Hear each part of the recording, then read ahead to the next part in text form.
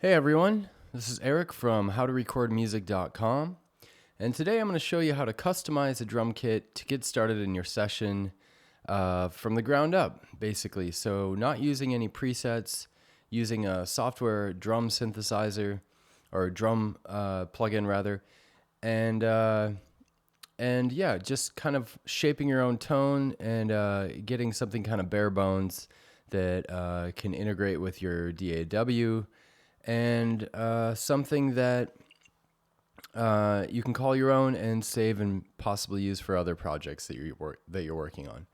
So let's get started. A couple prerequisites. Well, I guess it's sort of not really a prerequisite. Of course, you need a DAW, you need a interface, and you need probably a drum plugin. In this instance, I'm using Logic Pro X, as you can see. I'm using an RME Fireface UFX interface, and I am using Addictive Drums 2 as an example, just because these are kind of my tools. This is what's in my studio, and this is what I use. So yeah, let's get started. So the first thing we're going to do is create a new software instrument using Addictive Drums 2. And the one thing you should specify is that you need to use multi-output 4x stereo, 10x mono. So go ahead and just select that one. Don't worry about the output yet. Just make sure it's on some sort of an output. For this example, I'm using 1 and 2. We can bus stuff later on, and I'll show you that as well. So go ahead and click create. Let that go through. I'm going to have some coffee.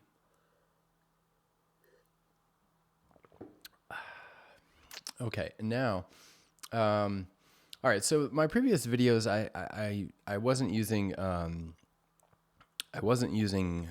have a 4K monitor, and so my resolution was like ridiculous. It was like 3,800 pixels wide by who knows what. And I think most people had a hard time kind of seeing stuff. So I went down to 1920 by 1080 so I can have 1080p video. So hopefully you guys can see this a little bit better. It's a little overwhelming for me because this drum plugin takes up pretty much my entire screen, but hopefully the video quality will be much better. All right, so let's start off with the initial kit. Now, to get to the initial kit, I have mine set as a default. I clicked over here a while ago with this plugin to set up as startup. And typically, you're going to fire it up with already a drum, patch already installed, or a preset already selected, I mean. So all you have to do is just go into, let's go back here, go into kit, go from this drop down menu, and then scroll up all the way up. You should be able to see the initialize empty preset selected. Once you find that, just go ahead and hit OK. And let's also pull up a beat. I'm going to search for the classic startup. I just type in startup. The reason I want to choose the startup is because the startup file has pretty much a lot of drum elements we're going to need to use. The other thing I want to do is pull up a fill. I don't know which one I'm going to use, but I think I'm going to use a rock and roll fill, and I think I'm going to use this one that's all the way down at the bottom here. Yeah, that's the one I'm going to use, 23. And the reason I'm going to use that one, wow, really running out of real estate here already. This is kind of difficult for me. Normally I have to squint to see my monitor because I have so much screen real estate, so this is a little bit different. Anyways, we'll make it work. All right, so so the reason I pulled up this other MIDI beat and this MIDI beat has basically all the elements. It has a kick, a snare, a hi-hat, some fills, a ride, and crashes, etc. This one specifically has 4 tom hits, and the reason, I'll get to that later actually, why we're going to use it. But for now, you don't have to worry about that too much. Let's focus on getting some sound. So what I'm going to do is I'm going to hit kit here. And as you can see, there's nothing selected because we're going to add individual pieces here for our own sound. So we could pick and choose. Now, you don't have to pick and choose exactly everything I'm picking. You can explore your own sound and just use this as a template or a guide to sort of get you started quickly and from the ground up, so you don't have to use presets, because presets, while they're great to get you started, presets also are, the levels are extremely hot. The compression settings are usually off. It's always overhyped because these are the manufacturer's method of selling the product to you, which is Addictive drums. So nothing against them. Of course, they make great software. It's just that, you should be able to take it and control it and manipulate it in the way that you need to. So with that said, let's get started. The first thing you want to do is once you have this open is hit the key X on your keyboard. And we close this window because there's not enough real estate rather. And we're going to go ahead and name this one 80 drums. This is just the Addictive drums, just so we can keep things together. And let's go ahead and click this plus button until we can't click it anymore. So we keep on clicking, click, click, click, click, click. There it stops. Now, the next thing we should do is probably just color this. So keep things organized, just to keep things colored. Go ahead and hit this toolbar up here at the top. That drops down a little, another toolbar section. Open the color palette. I like to make my drums pink, so boom, let's make them pink. And the other thing we should probably do is let's go ahead and make this thing pink as well. Assign the track color. Again, this is really nothing related to the actual demo here, but I like to keep things organized, and so that's what I'll do. And I'm gonna color the regions as well to pink. All right, that makes me feel better. All right, so now the next thing we're going to do is we need to bus these tracks, the individual drum tracks from Addictive drums, into these original unique tracks we have in our DAW. So to do that, you hold down Command and you go down here to this down arrow, and you have a list of options. Now, currently it's set to master, which means all this audio goes out to here and then routes into this channel strip here in your DAW. What we want to do is map it to all of these, bypassing the master. And I'll explain why in a little bit. The first thing you want to do in this is, like I said, go ahead and hit Command, and I'm going to choose separate out pre-fader. And with Command held down on a Mac, you get all of these highlighted so that it just saves you some time. Do the same with the overhead, and then you also have to do it for the bus. And you don't have to touch the master. Now, we're not going to actually use the bus in Addictive drums, or the master file, or the send effects. We're not going to use any effects. That's just what I'm going to choose to do. You can do whatever you like. This is just how I'm giving you the example in the tutorial. The next thing I want to do is let's rename this initialize empty to something more unique. So in this example, I'm going to call it Eric underscore custom underscore kit. All right, and what's cool about this is you can type or you can tag these things a different way. So this is an acoustic kit. However, I could call it, if I add more electronic kits to it, or percussion stuff to it, I could change this in different ways. But I'm going to keep it acoustic. The other cool thing is if I make processing really heavy within the program, I might want to call it extreme, or medium extreme, or something in the middle. But for this example, I want it completely neutral because that's the kind of kit sound I'm going for. And what I plan on doing later on with this kit is adding my own dynamics processors and distortions and whatever else I want to do to the actual individual tracks using Logic. So I'm going to go ahead and overwrite already looks like I already had one saved, so I'm going to go ahead and click overwrite.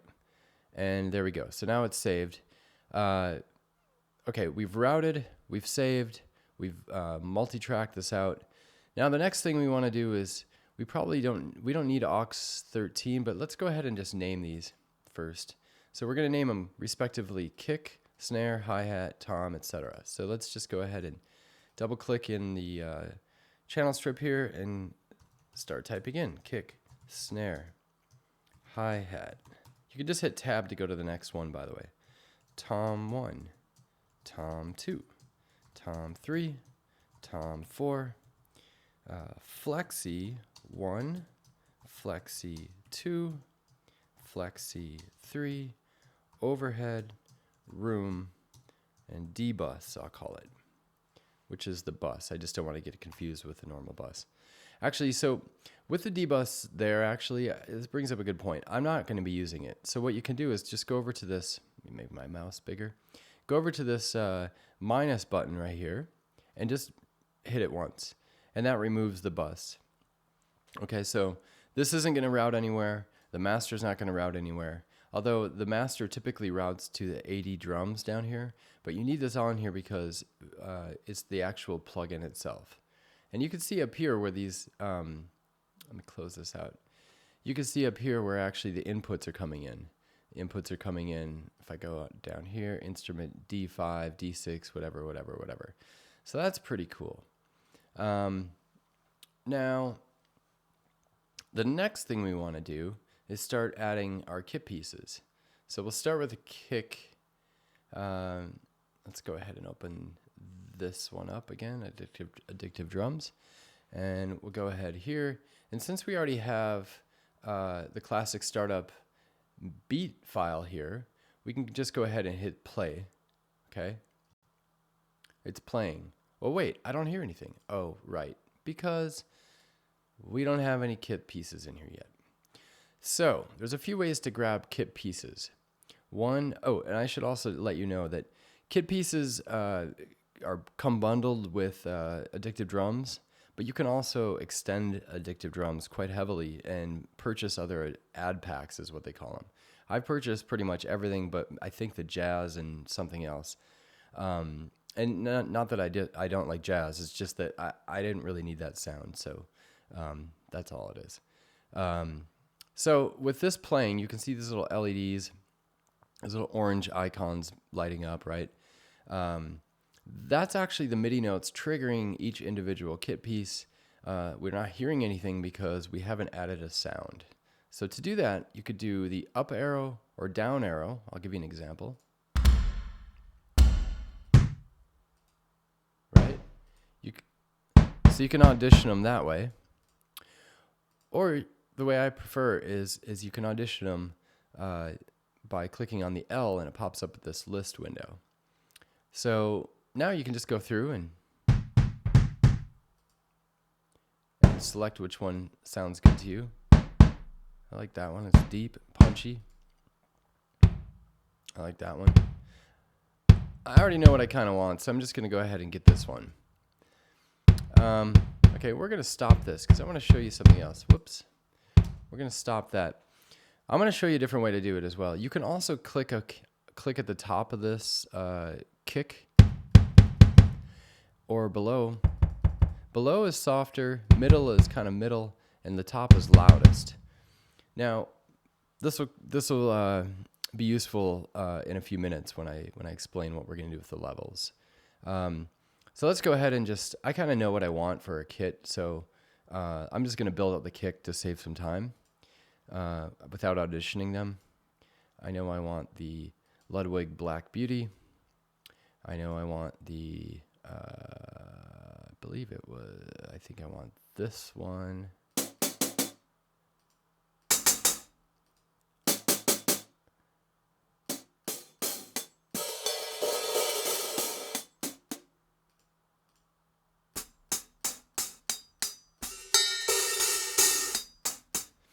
I think I'm going to go with that one, actually.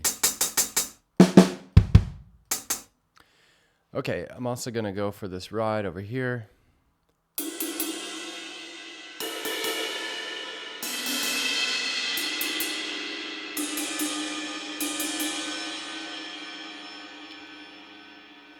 And the toms are really cool to set up. You could set them up individually, like I mentioned before. Let's say, get one of those. Let's change it up even more so we can see it visually. Okay. Just click on a bunch of these things.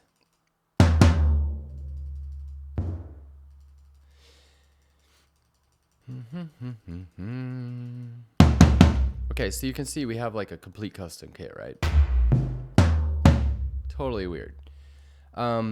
Or you could do it that way, or you could, if you see this word set up here, only for the toms. So what it is you can actually pick the set. And I'm going to go ahead and choose the Fairfax Volume 1 because I want that sound. Okay. What's cool about that is it matches it all. And, you know, you could tweak things and you kind of get the same sound. But again, the world is your oyster. You can do whatever you would like with that. I don't quite understand that expression, but whatever. You can really do whatever you want, as creative as you want, through Addictive Drums. I love it. It's just great. Now, I'm going to go ahead and get some cymbals in here.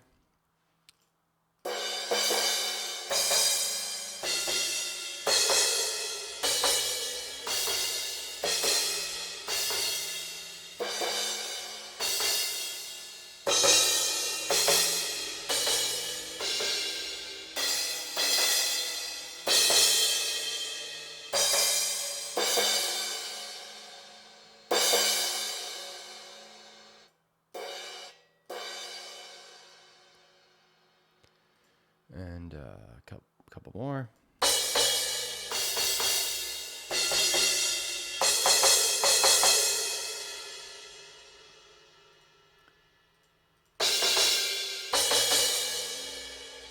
I'm not so sure I'm digging this one.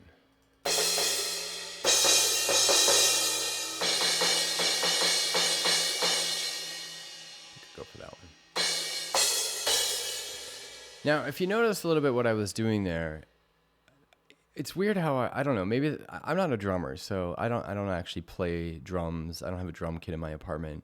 I mean, I've played drums, I've had drum kits, but I'm not necessarily a drummer. So I'm more of a drum programmer now with tools like this. But what's interesting is the way I look at it is I have cymbal left, cymbal center, and cymbal right. And if you hear this, let's just hear. You can also visually see it a little bit. It's panned a little bit to the left. That one's a little bit offset. And that one sounds a lot more in the right to me. That one's in the right. That one's kind of whatever. Okay, but you get it, right?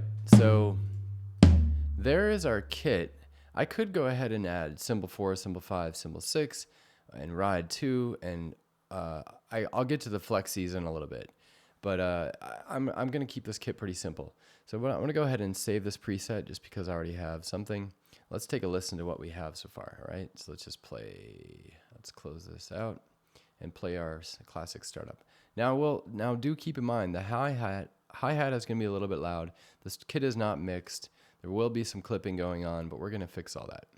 So let's just hear what it sounds like just with the kind of tonal range that we selected. Now remember also there's no EQ and there's no compression on this. This is a complete raw kit.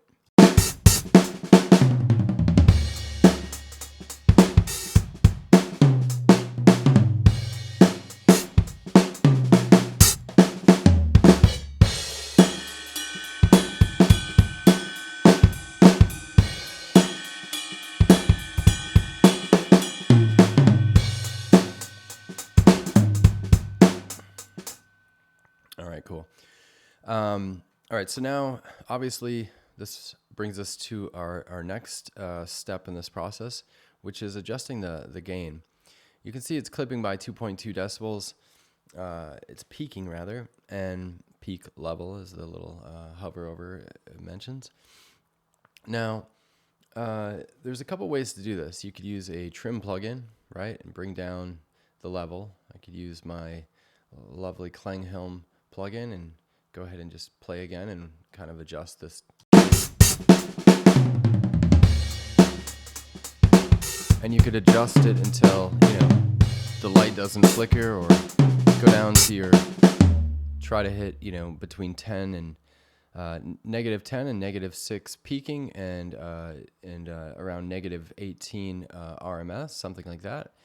The problem with that is by the time you're done, you're going to have all of these, you're going to have a lot of resources. I mean, this plugin's really lightweight. In fact, I'll even prove it. I'll add all of these here. And it doesn't really eat up a lot of CPU power, as you can see. But it is some. And all of that matters eventually. So let's just remove that and try it a different way. So now that, I'll bring that down here. Now that we have our kit, we know it's peaking and clipping, let's go ahead and adjust the levels within Addictive Drums 2. Now, the cool thing about this is that, like I said, the volume isn't doing anything for us because typically the volume is routed through Addictive Drums, this channel. But when you parse it out into individual tracks, and I didn't select plus master. I didn't want that because I want to control these pieces a different way. This is just my way of doing it. Maybe there's a better way, but this is how I do it. So correct me if I'm wrong, but this is what I like to do. So I usually click insert, and then I use the trim output here within Addictive Drums for the kick, for the snare. So as you can see, it's not on here yet, so there's no control. So that's what I do, and I'll walk you through that real quick. So let's go ahead and just play this. I'll solo the kick. Oh, I can't do that until I actually have to show you. I have to set up some metering. So what I like to do for metering is you can really grab any metering plugin, but the best thing I do, this is what I do in every mix. Instead of adding a metering plugin on every single track, I like to bust it out. So I go ahead and I select all these tracks. As you can see, I highlighted them. Then I usually go down to all the way to bus 64 because that's just sort of a, something that I probably won't have to use, and so the ordering won't get screwed up or anything like that. So I click bus 64, bust it out to that, and I just call this one meters. I also want to take the meter, this bus, and actually select no output. The reason I want to select no output is because when I meter, I don't want all of this audio summed together through this bus and then generate an additional output of audio. So what I want to do is just meter it, and I don't want to, I don't want to actually hear it. So you'll hear it through. You'll hear it through the output here of every track. So don't worry about not hearing it. You will hear it. So there's a couple things you could do. You could use the. I guess you could probably use the level meter. Problem with the level meter, we should make this on stereo because we're going to send some stereo stuff to it. The problem with this level meter is, well, really there's no problem with this level meter. It can do peak and it can do RMS. However, if you can and if you have it, I highly recommend using the K meter, setting it to full scale, keeping it on RMS. Get over there, buddy. RMS, and then so the top one here, your average is going to be your RMS, and the peak here is going to be your peak. And you want to target around negative 18 dB here, and around negative 10 to negative 6 dB here. And depending on the instrument, a snare is going to have a different peak level than a hi-hat, let's just say. Or a bass instrument, such as a bass guitar. It's just going to have different dynamic content, and it's going to register differently. So you kind of have to understand that before you just hard set every level to a certain decibel. There's other factors that come into play as well. When you're doing your leveling, it's probably best to do this among different velocities. So you're not necessarily just grabbing like a velocity of like, let's say 64 velocity, where the value of 64 isn't as hot as 127. 127 is going to be, your peak, and your peak, at 64 velocity, 64 value velocity, it probably won't be, if you set your meters at like -18 and -10 peak, once you get into 127, let's say the kick drum slams at 127 velocity, you're going to probably exceed the peak and probably definitely exceed the RMS. So keep that in mind. I'll walk you through that again here. All right, it's going to be kind of tough to have this real estate here. Let's see if I can go vertical on this one. Okay, we'll bring that one down here, and we'll bring this one here. I don't think I could do vertical on this. I can't. All right, so we'll leave it there, and we'll bring up Addictive drums. And what we're going to do is we're going to play this classic startup, and we're going to adjust the input or the output volume of the kick. So we're going to meter it through this meter strip here, this meter channel that we've created. And we're going to, so we need to enable that by clicking Option Click on the meter, which brings it to unity gain. And then we need to open Addictive drums and go ahead and hit play. And while that's playing in the background, we can already see that it's clipping, or not clipping, but it's way over our level, what our ideal level.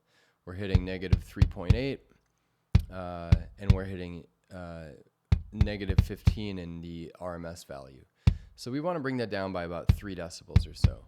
And the way to do that is this output trim, is what I was saying before. So let's just bring that down around 3 decibels. But I will say that I can tell already. Let's just zero these out. You can zero this meter out by just clicking on it, or shutting it off and turning it back on. Now, I will say that I can tell already that the velocities of this kick right now are not as hot as they could be. And I can determine that by double clicking here on the, and I can just see the MIDI values are all over the place as far as the kick is concerned. So like I said before, let's just stop this. Like I said before, you probably want to test with with a louder velocity. So if I go over here to the kit and I select the kick and I click it from the highest point, that's about as loud as that thing is ever going to get, right? So you can see now the value is -17 and -6. Not bad. That's actually pretty decent. Let's just bring it down about a couple point dB. Let's bring it down to like 3.6. Try that again. And it's almost right on the money. Doesn't really matter. I mean, again, you're going to adjust these throughout your mix. Just get a rough estimate going, a rough kind of balance going. But that one's looking pretty good. Okay, so we're at -6, -7 rather, and -18. So -18 RMS and -7, 6.8 peak. Very good level for the kick. Okay, so let's move on to the snare. Now, you got to do the same thing here. Actually, I'm just going to do that and kind of leave this thing just so I can see it there. I'm really running out of real estate. It's driving me crazy. So to get back to the mix window, just hit X. And what we want to do now is shut this bus, the send off, and we want to enable the snare. So we're just going to kind of do that. We're going to shut one off. We're going to move to the next one. We're going to and turn it back on. We're going to shut one off. And that way we can just route one signal through the meter instead of having individual meters on every track. Make sense? I thought so. Okay, so go ahead and play this again.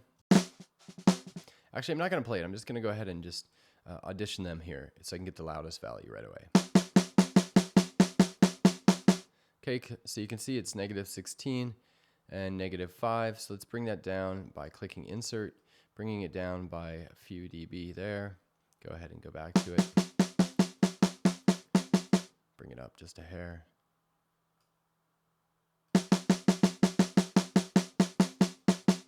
Bring it up even more, right around there. I've noticed that the decibels here are not actually direct correlation with what's happening here, and I don't know what that is. Maybe somebody could explain that to me, but yeah, it's not exact. It's like a few points. All right, that's like right on the money again. Moving over to the hi-hat. Same thing. Close that one out. Start this one up. Hi-hat. Hi-hat's a little weird because if I test this on the top, the default here is basically the stick hitting the side of the hi-hat. But when an open happens, an open hi-hat, it's actually much louder. So the open hi-hat is probably what we want to test. But in this scenario, I'm just going to ballpark it again, and we'll listen into the mix, and we'll adjust it later on.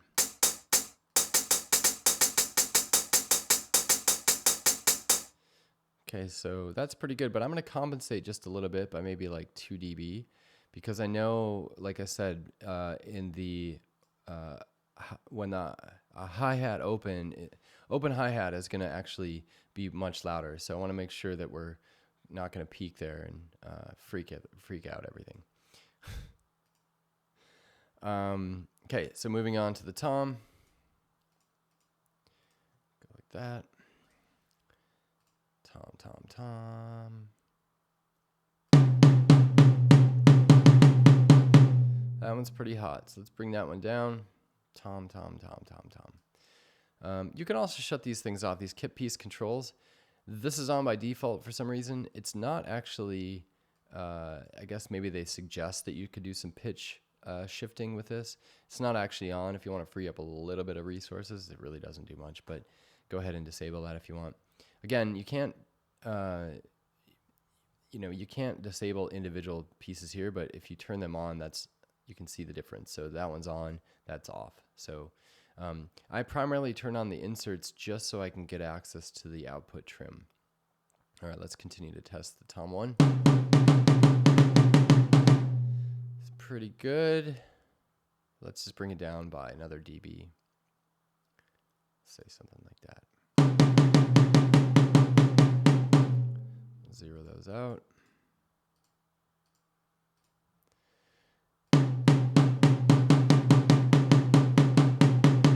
That's perfect. All right, so then moving on to tom 2. Go ahead and insert. Shut this one off. Turn this one on. tom 2, here we go. Okay, bring it down by like 5 dB because it registered 13. And this you'll probably see right here. So that's exactly 13. I brought it down to 5 dB, so we should be at negative 18, right? But you'll see, like I said before, the decibels on here inside of Addictive Drums is not necessarily accurate for here, and I'm not really sure why. I guess I haven't really considered it too much. But it's pretty close though, but it's off by a little bit. Bring that down just a little bit more.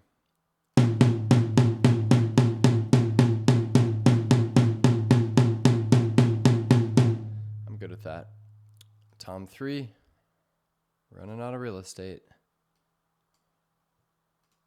Bring that over here. tom 3, all right. Bring that down 5 decibels again. Close this out. 5 decibels. So you can kind of see this is my workflow that I do for every session, primarily. It's probably a good idea. Every time you see this little asterisk up here, it's probably a good idea to save it. Just, this program doesn't crash that often, but it happens. And you can also do a snapshot. Take a snapshot of exactly what you see here. And that stores it. You can have multiple snapshots that fill up this pane here. I never really use that feature, but you can use it. So I'll show you. Take a snapshot there, and so you can always go back. You can kind of A/B test that way too. So we're doing tom 3. Bring that down just a little bit more, right about there. Zero that out. Go back here.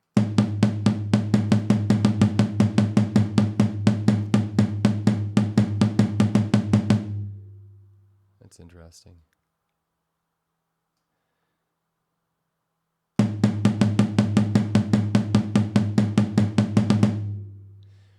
There.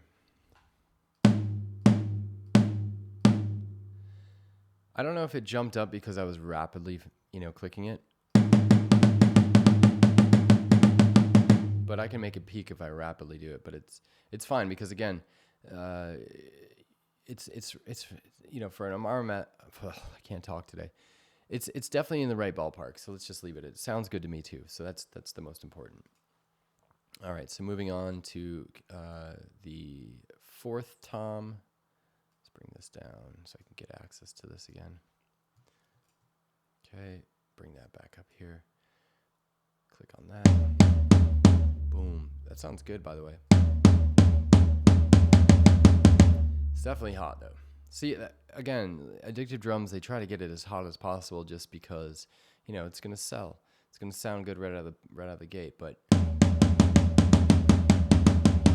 when you're adding other tracks, your guitars, your vocals, your synthesizers, your whatnot, and it's going to add up, and it's going to clutter your mix, and you want to keep your levels in mind.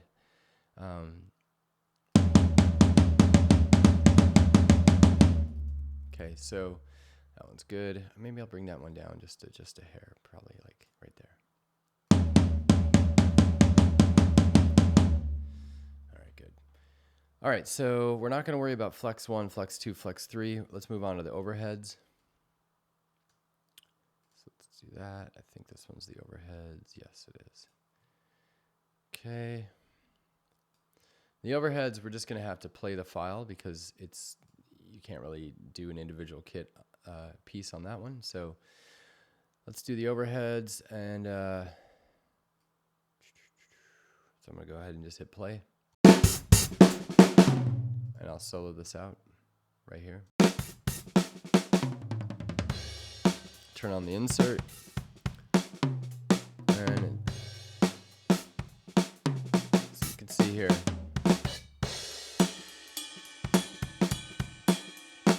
See, the RMS level looks fair, but the peak is a little too hot. So let's bring it down. Let me start it over because I want a thicker sound, a louder sound.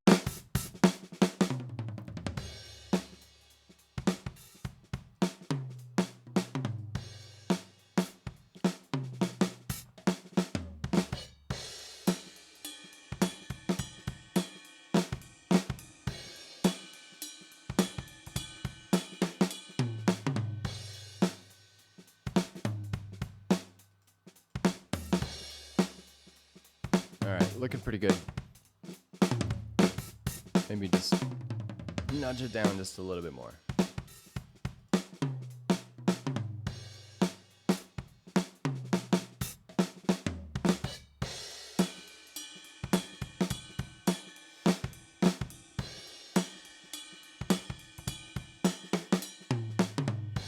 Okay, I'm happy with that. All right, moving on to the rooms. Let's solo this one out. Click on that one, open insert. And this real estate stuff is driving me nuts. Close that one out. So as you can see, I also disable these to kind of visually tell me that I've completed the gain structure side of things.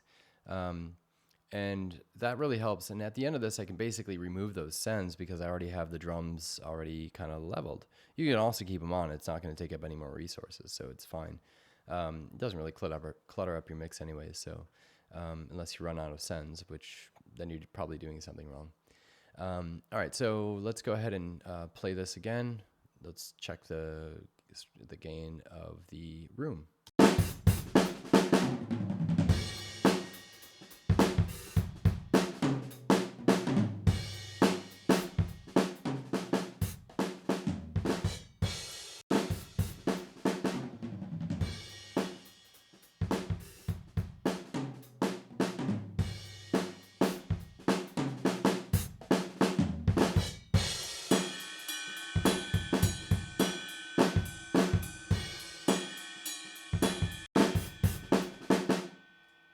Let me zero that out quick. It's still ringing out. All right.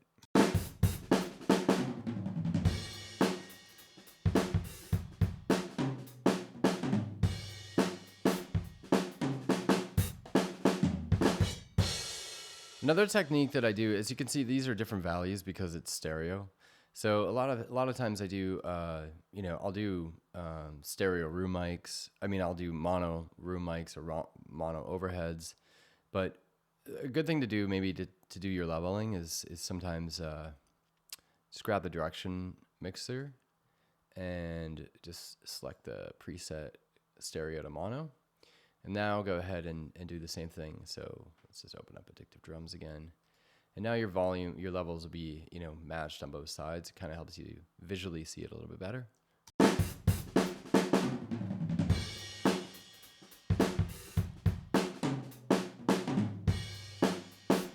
I think those volumes are good. I'm not going to worry about it.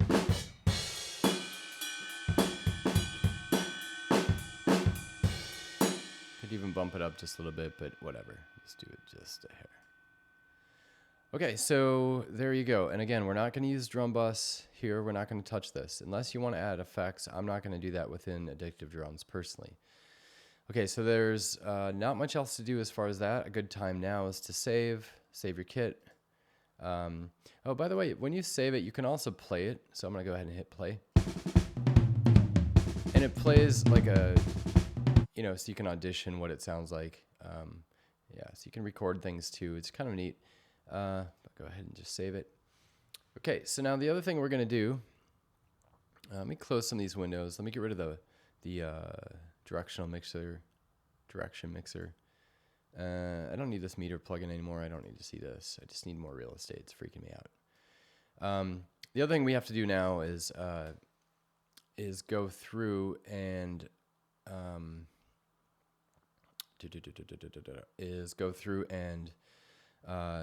one thing. Well, basically, what I wanted to tell you is that Addictive Drums is designed, and most drum programs are designed for the drummer's perspective.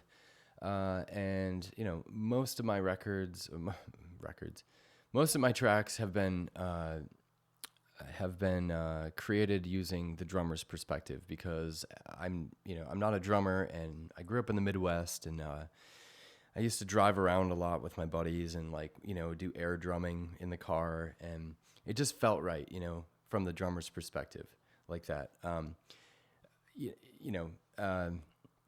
When you go for a crash, you can do it on the one side, and it sounds right out of that that channel of the speaker. Those tracks were probably in mono.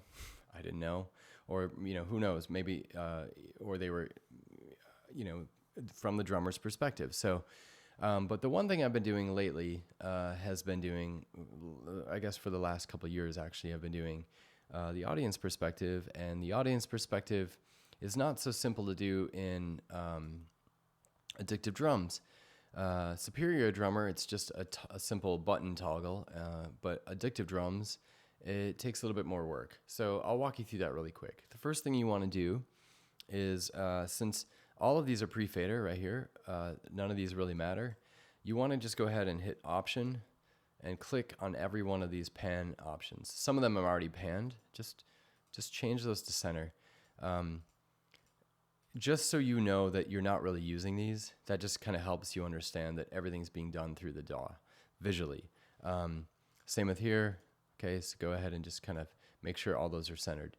Now, the coolest thing about, the uncool thing about Addictive Drums is there's not really a way to easily do the, like I said, the drummer's perspective, the audience perspective. So what you have to do is you have to go in and hold down this pan feature, so you can normally go right and left, in the center, and you want to just hold and click and drag it down. Drag all of these down until they're blue or gray, whatever color that is. Looks like it's blue to me. You want to do that for everything. Yes, we're not using the bus, but just do it anyways.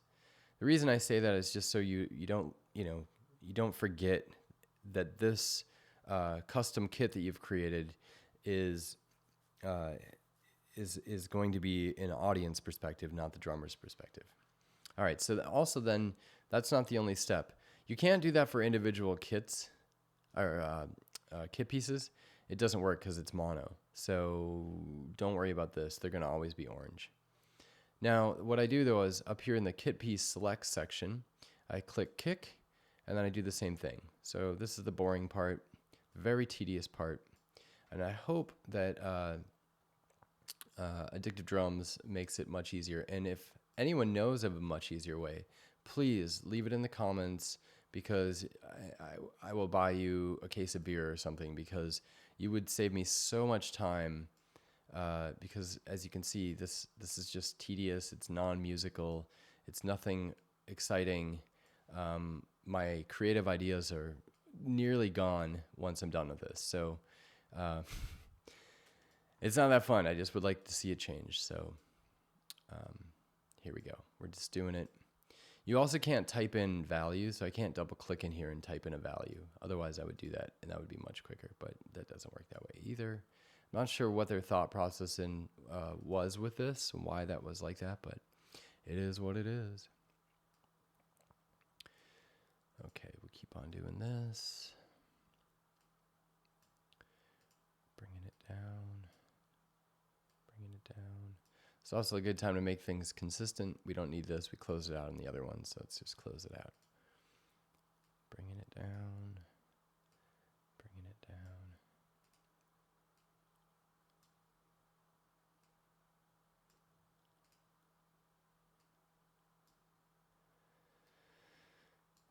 Really good idea at the end of this one to save it so you don't screw it up. Also, we're not using symbol 4, 5, and 6, but again, to keep things consistent, in case you want to add kit pieces to that in the future, different symbols, it's a good idea to just remember to do that now. All right, so all those have been set, so let's go ahead and save again. All right. So that's pretty much it. Our kit is multi-tracked out. It's a custom kit. We designed it from scratch. We chose our kit pieces. We balanced the output through a trim knob inside of Addictive Drums. We've used a meter plugin to basically make sure our meters are correct, both peaking and RMS values. We use both an internal Logic plugin, stock plugin, and then the K meter system, or the K meter. So let's go ahead and listen to our our kit again. I can shut this one off because that one is done. And then we can add some Flexi stuff and show you how you can blend different, you can blend a kick with another kick, or you can add you can trigger a snare on a kick hit or something like that. You can get creative. So let's go ahead and listen to this. While we're doing this, I'm going to bring down the hi-hat because I know the hi-hat's going to be already too loud. So I'm just going to go ahead and kind of just blend it in. I'm going to bring it down by about 11 dB, most likely. Okay, so here we go.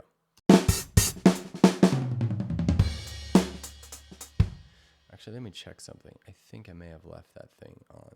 No, I didn't. Okay. All right. Again, nothing's panned yet, okay? So the drummer's perspective, audience perspective, that's just the way the microphones were recorded. So if you heard the cymbal a little bit too, you could probably hear it this way. When I showed you before, when I set up the cymbals, the cymbal was a little bit to the left before. Let's see if I go back to kit.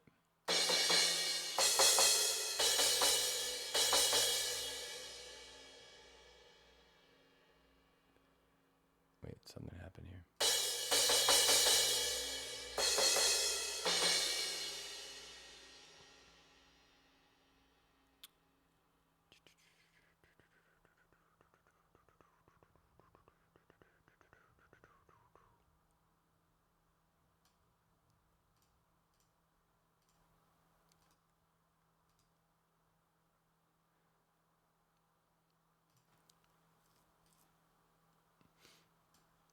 Hold on a second.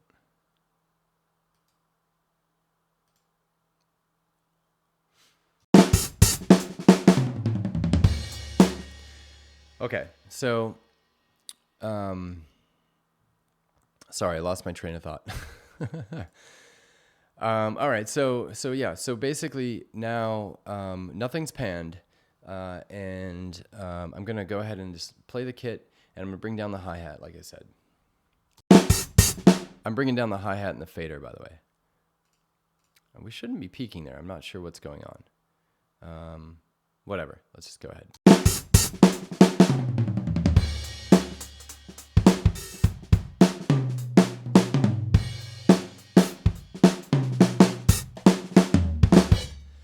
Yeah, I think it was the hi-hat that was peaking before. So we're not clipping now, I don't believe.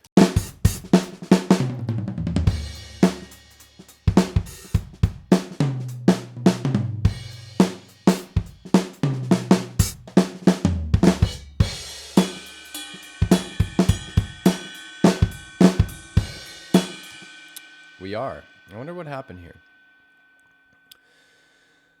Well, I think actually the hi-hat or the what's actually the loudest one here.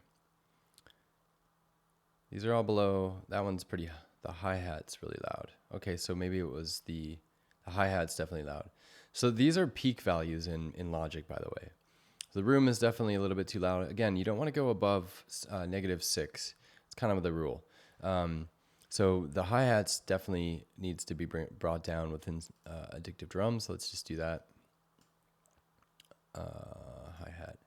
Now bringing down the fader here in the program doesn't do anything because it's pre-fader. Bringing it down here does do it because this is actually the fader controlling the volume. But it won't bring down the value, the level, because it's pre-fader. So that's why we're doing it through this plugin. So I'm going to go ahead and bring that down by another 4 or 5 dB because we're at -2 or -4.4. So let's just go ahead and listen to that now. We should reset these values and this should be better now. It shouldn't do that. Shouldn't, but it did. Let's see what's going on here.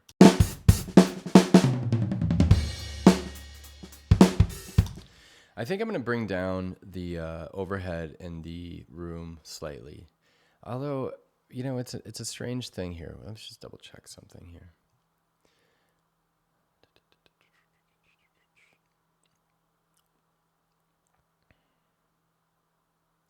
Yeah, I think I'm going to bring those down just a hair, because I did get a little greedy on them. Let's just do that. So we're bringing them down by another, we'll bring them to another dB or so. There we go. We shouldn't be clipping. That's the whole goal here. You don't want to clip. You actually want to leave quite a bit of headroom. So let's see again. Let's reset.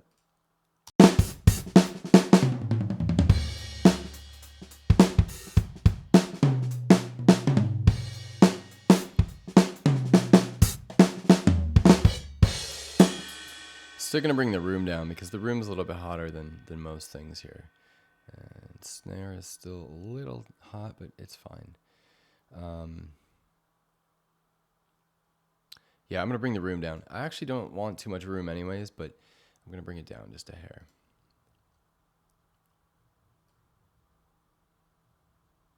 Bring it down by another dB. Okay, close that out again. Let's see what we get now. This is actually not the, I can normally do this much quicker, but I think the screen resolution's thrown me off.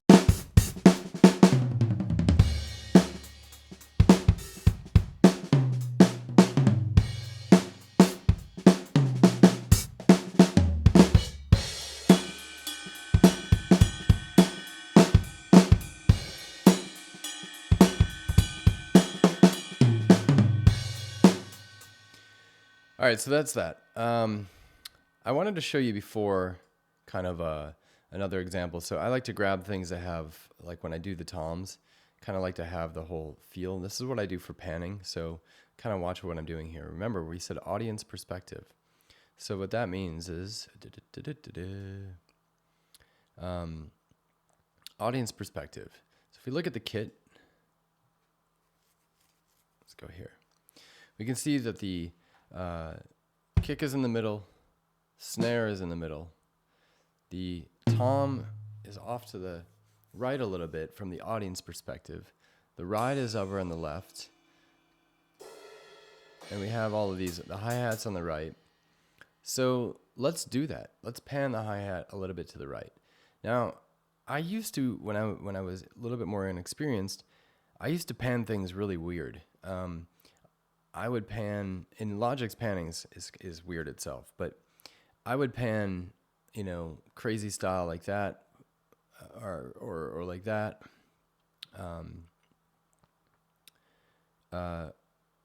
But I mean, there's really no right or wrong way. The thing I like to do is usually listen to see where the hi-hat is, or the toms are in the overheads and the room mics. So let's just solo those out and kind of. I gotta solo myself as well if I do that.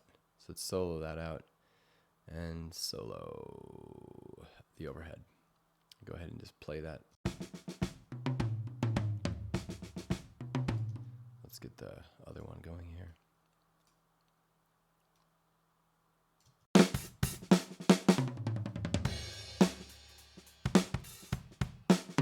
So this is definitely over to the right. It feels like it's almost hard right, but it's, I know it's not, but let's see if we can just solo that out too. Can't do that because it's already going through the overhead.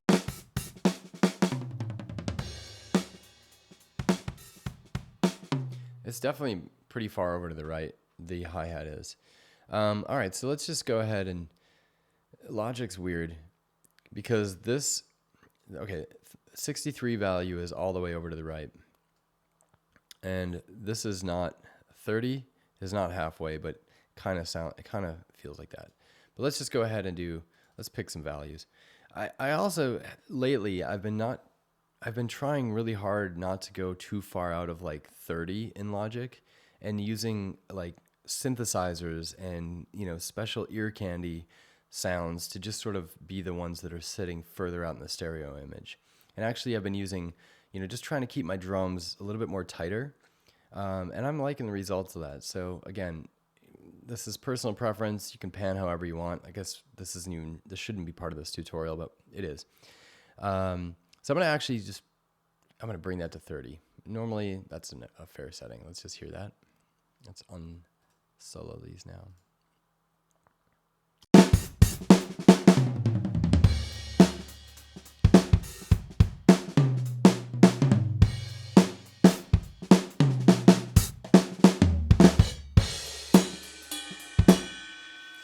That one, when it went, I don't know. Let's see something here.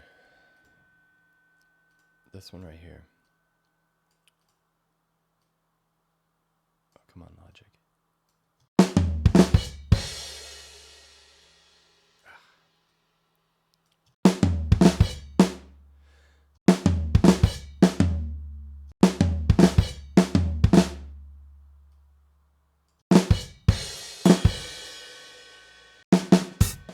That one I meant.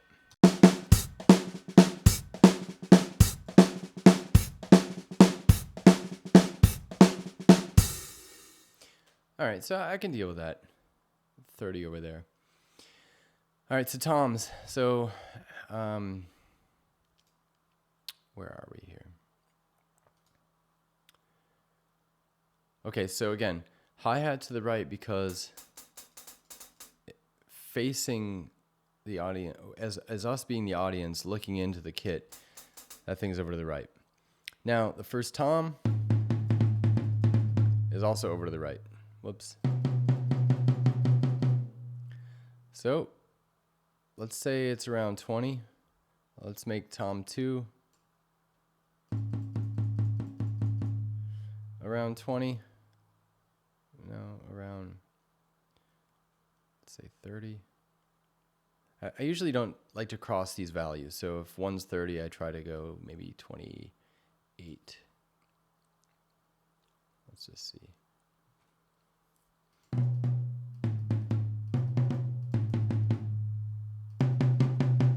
I like the sound of that one. This one doesn't sound panned right.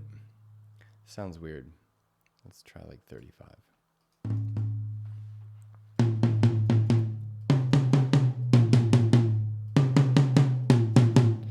What does it sound like? Let me hear these two in just the overheads. All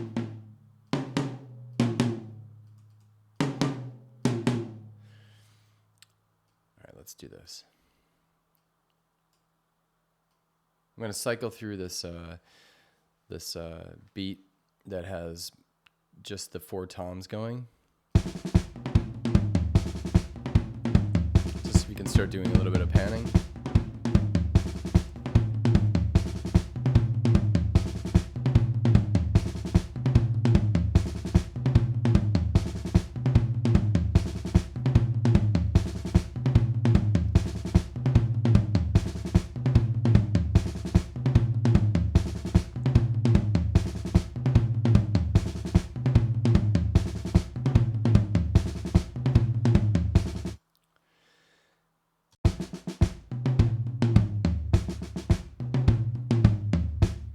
All right, I don't know. I'm a little confused. I'm also wearing headphones, so I think maybe my ears are not really registering the pan values very well.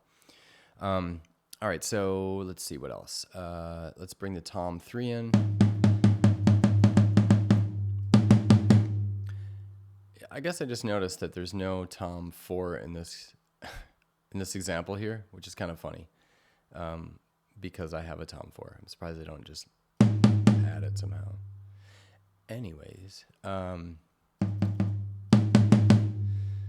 right, so tom 3, which is over to the left, according to the drummers, or the audience perspective. And to me, it looks like it's pretty out there. So it's like somewhere in like 35 range.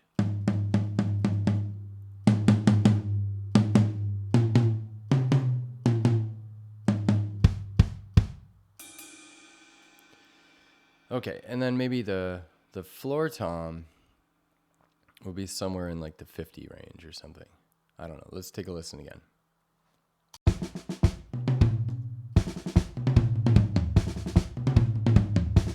That sounds pretty good. I'm digging that. Okay, I'm okay with that.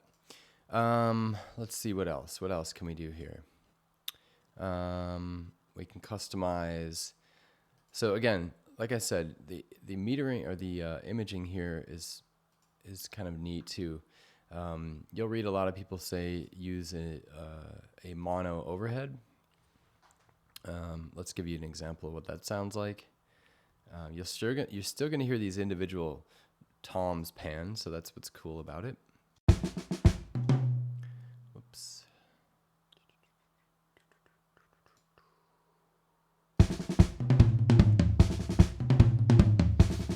Let's do an A/B comparison. That's bypassed. That's enabled. So that basically tightens it up quite a bit, actually. Just making that mono, stereo to mono. There's probably an easier way to do that as well. I don't know how to do it in Addictive Drums, so I usually use this plugin. Again, CPU usage is very low at this point, so that's good. The other thing you could do is not make the room so wide, and you could do that by just doing the you can do recall default, and then bringing this in so it's at 100 basically, or 1, the stereo spread. Maybe bring it to like 70 or 80, in between 70 and 80. Let's have a listen to that. So basically, just imagine the width of your stereo image. You know, you're going to have your drums at a certain panning stereo image, and you're going to have your guitars somewhere, you're going to have your synthesizer somewhere, you're going to have your vocalist in the center, you're going to have, or maybe background vocals to the sides. So remember all that stereo imaging stuff. So let's go ahead and listen to that again. Let's do some comparisons. There's the room full width.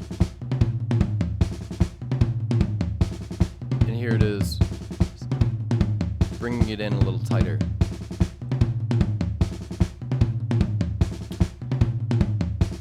Here's the stereo mono. Sorry, stereo mono. I'm reading up here where it says stereo to mono. That's why I'm saying stereo mono. Okay, let's start over. I'm really getting tired, so this is probably why I'm not speaking so well today. Okay, so let's do this. We're gonna play this again. We're gonna compare the overhead in mono and overhead in stereo, and we're gonna compare the room in 0.70 spread. I'm not sure what value this means here, and in stereo width. And then 100%. So let's just do that again. But actually, I want to just go ahead and cycle through this this piece though here.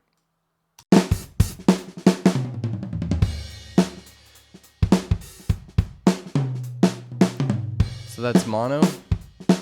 Here's stereo overhead.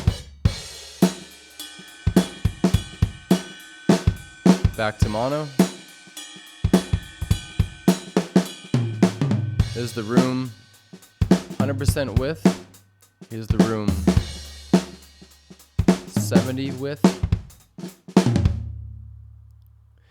I don't know.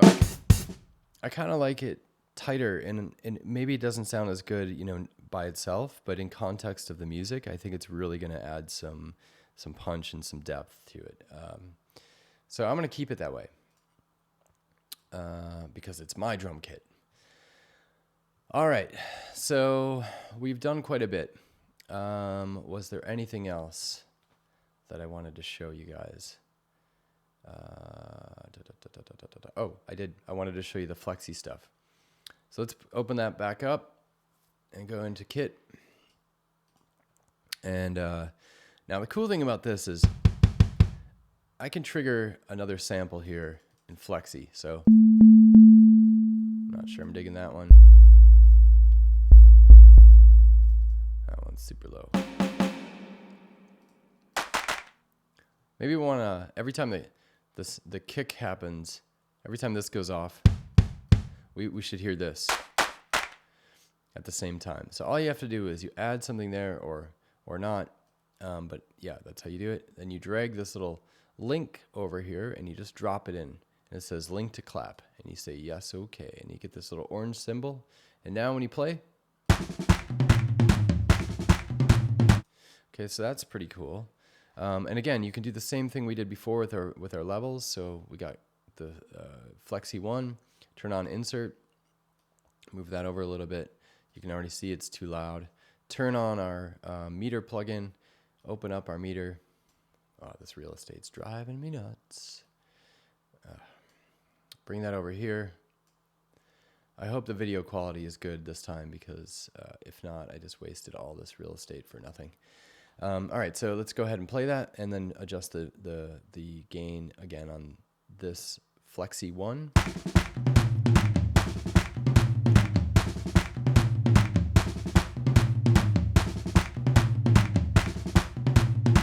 It's actually a little low. Let's bring it up.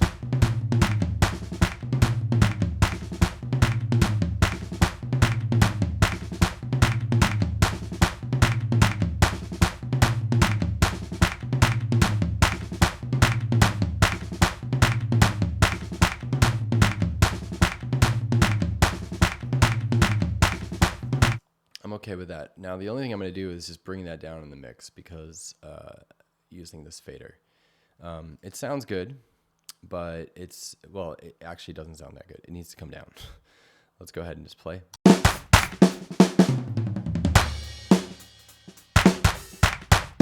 That was weird because now, it's because that sample was much quieter, so that's the reason it's peaking now. See, that's the gotcha. That'll get you every time. So what you got to do is click up here. That's the best way to do it because boosting this up didn't really make sense to me. Now I get why. The actual MIDI velocities were low in that beat, so I could still come up just a hair, but I'm good with that. I don't need to go crazy with it. I'm actually going to bury it in the mix anyway, so I'm going to go ahead and play.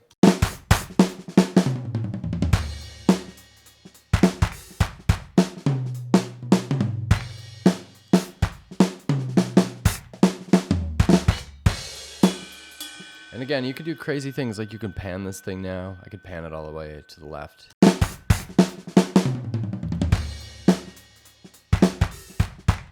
And I could do the same thing, so now I could go ahead and add Flexi 2, right? So I could do add Flexi 2, maybe do the same kind of style, same.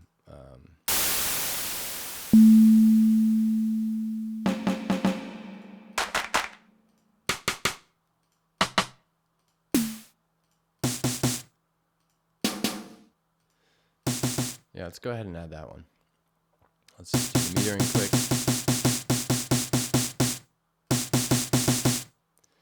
That's pretty good. I'm going to bring out just a hair though.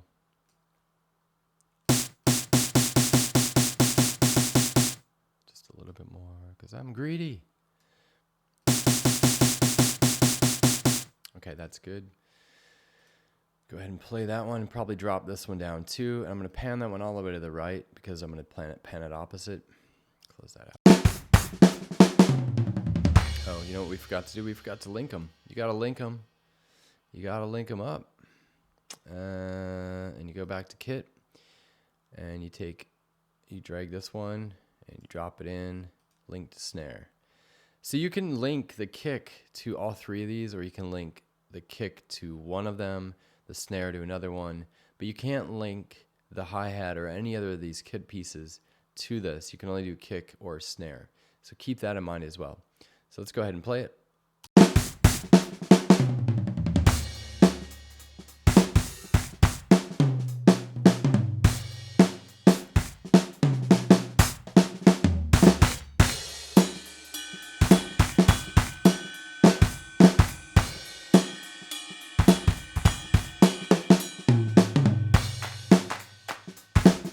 This is totally a weird sound. I'm not really into that at all, but for demo purposes, this is kind of what I'm showing you here. So let's add something else crazy here, just for fun.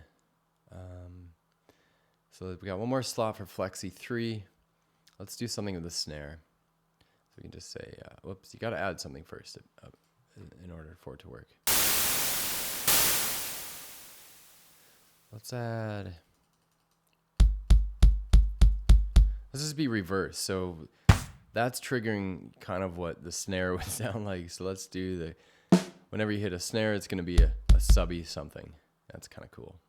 This is going to be weird. But again, experiment and have a lot of fun with it. All right, let's check the volume on that. That's pretty hot. Sounds good though. Yeah, it sounds nice. Flexi 3, insert. Bring it down by like 4 dB, 4 or 5 dB. Let's reset that.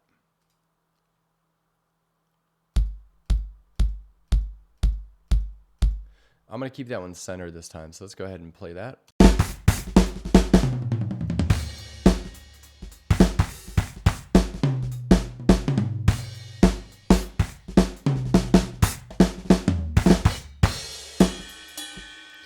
All right, guys, I really don't like it at all. So I can't actually stand that. That does not work for me. So let's just do this. Let's go back here, the kit. Let's unlink these. Actually, no, we won't unlink them. Let's just add a new, let's add something else. Let's do, I traditionally do this. So I'll do a kick. I'll blend some kicks together. This is our original kick. This one. So let's add something that's a little bit more boomy. Let's add that one. And then let's fix the panning because we had it panned, remember? Yeah. Flexi. Pan straight up and down.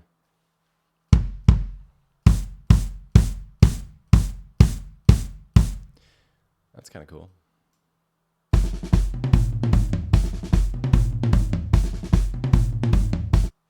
Yeah. And again, this one, I'm actually going to switch this one out with a real kick. A snare. Our original one is this, where is it here? This Black Beauty. Where's the Black Beauty? Snares. Our original one is this Black Beauty here. So let's add. Oh, I like that. A little bit more rattle. Let's get a little bit more rattle in that one. All right, so we'll bring that one up. We said that one was. Let's do this. Flexi 1. Let's bring that there. All right. So we still need to balance out these two levels, or actually these three now, because we just switched them. So let's just do that again. Shut that off, shut that off. Turn this one on. Ugh, this real estate is driving me nuts. Oh yeah, that's a hot one.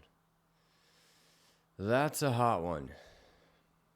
Let's bring it down by like 5.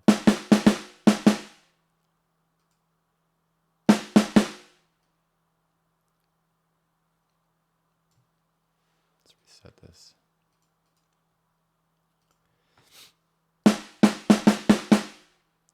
What am I doing wrong? Flexi 1. That was weird. It didn't update. That was really strange. Okay, that's pretty perfect. Flexi 2.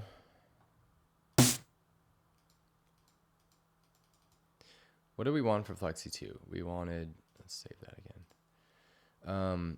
We wanted, how does that sound? Yeah, I don't want that. I'm going to go for, this one's going to be triggered by the kick. Let's add 2 kicks and 3 snares. So let's do this. Link to snare.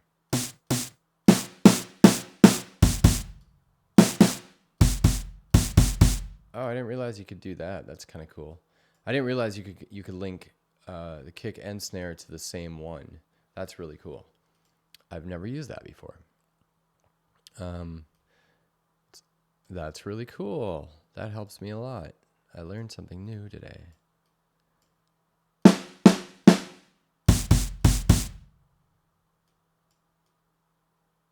Okay, let's just link it to the snare. Link to snare.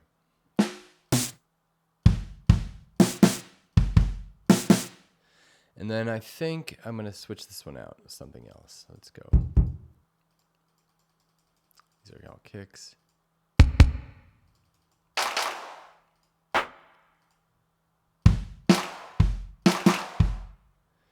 Not really into that one either.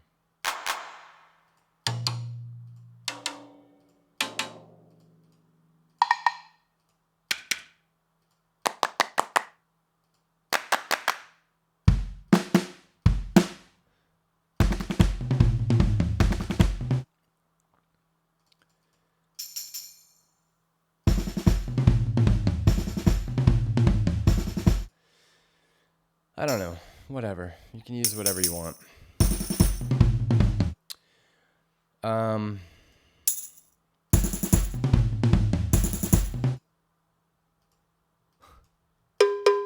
That's what it needs.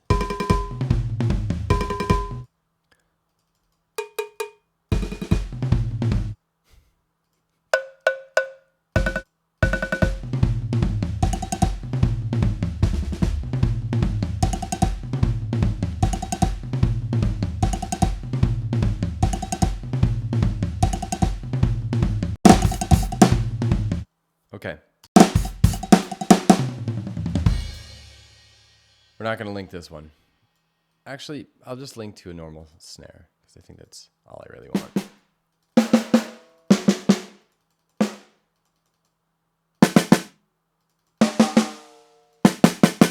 Let's use that one.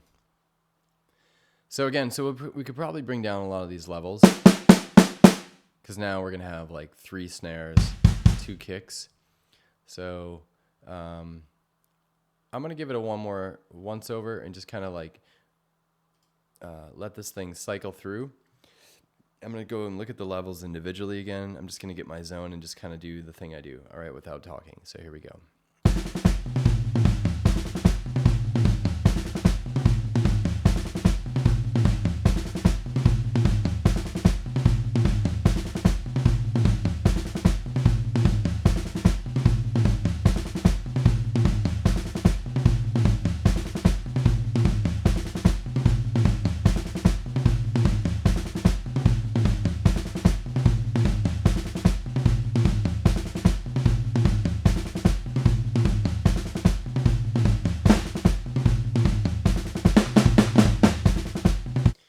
I keep forgetting that I can't do it that way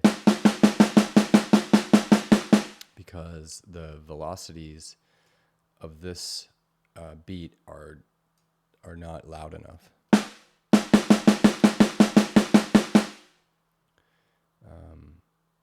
So I have to do it this way.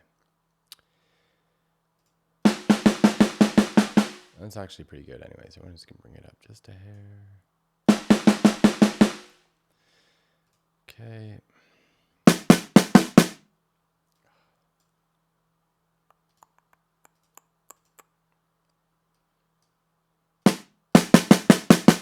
That is too loud. Too loud, I say.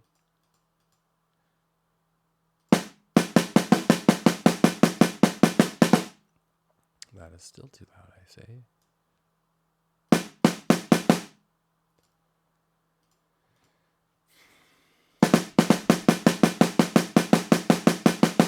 That's okay. And this one, it's probably good. I know this maybe looks like doing the levels takes forever, and it does. You can also do this during your mix. I'm just getting critical, and I don't know. I'm getting a little OCD right now. And where was I at? Oh, yeah. That's good. I'm just going to bring it down just a little bit more. Okay, so go ahead. Make sure that your kit is saved. Save your project. And now I will show you that we can open this up. We can switch the, we can go ahead and switch the preset to something else, and you'll see the extreme volumes that the manufacturer created, and you'll see our nice volumes that sort of work with everything else now. So go ahead and play this.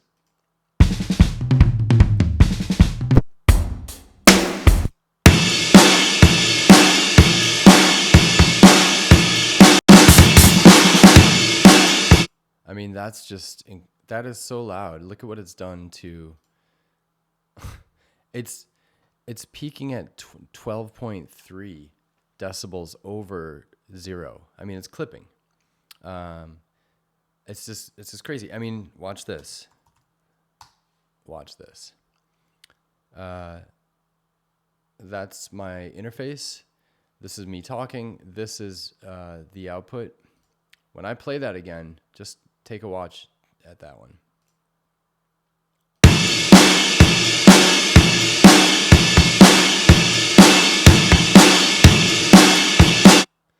Yeah, that's loud.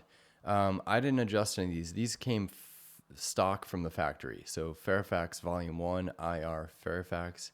That's a cool song, by the way, from a band that I checked out. The band that actually they worked on this. I think it's a band in Sweden. It was kind of neat.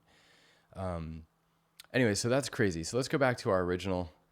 What do we call it? We called it Eric Tutorial something. Eric Custom Kit. Eric Custom Tutorial.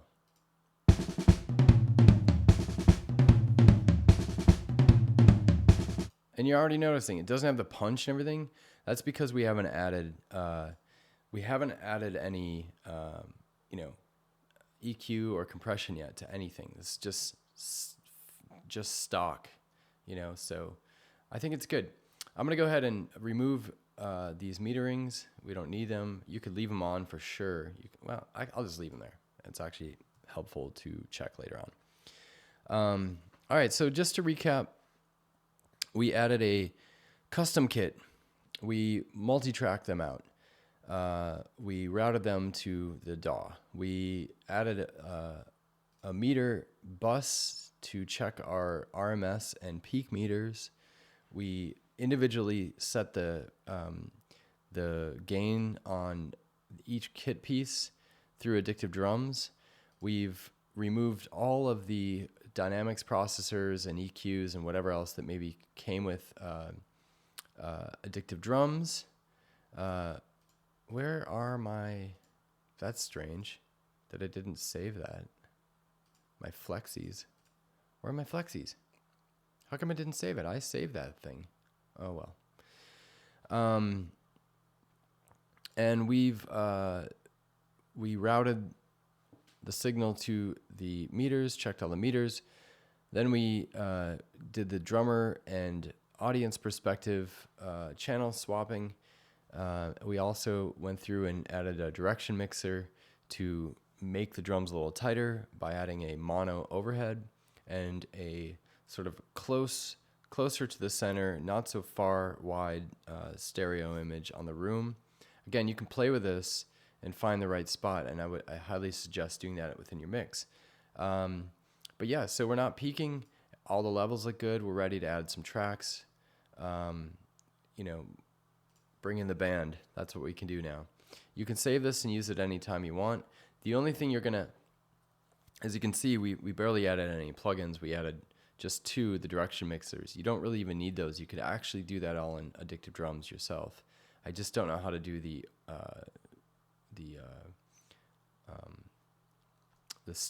mono overhead. I don't believe. Let me just take a look.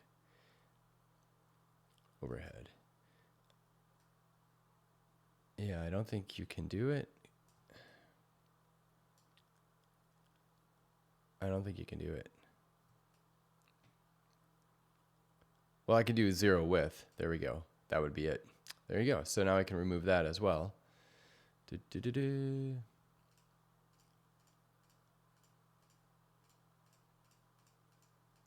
should do it. Let's just double check that.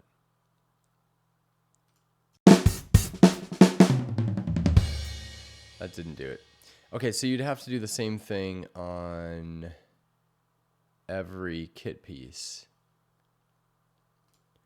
Why isn't that not mono?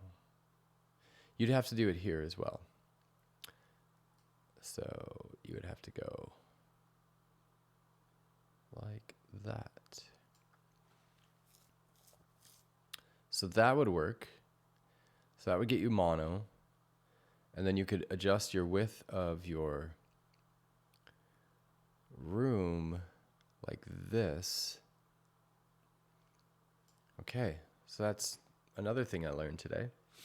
So these tutorials help me just as much as they help you.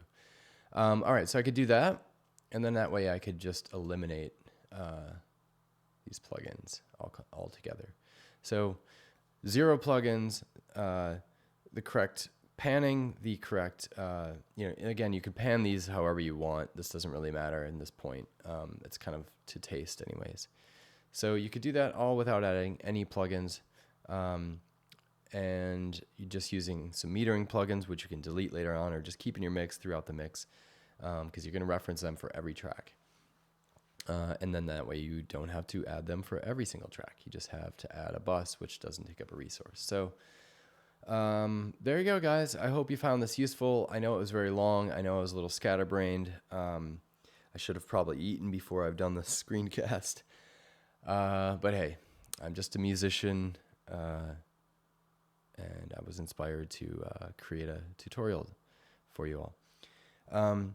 Hit me up with some questions, comments, and feedback. And if anyone really knows how to switch the drummer perspective to audience perspective within Addictive drums too, easier than what I've shown you, then please let me know, and I would love to learn. All right, guys, thanks again for watching. Once again, my name is Eric from howtorecordmusic.com.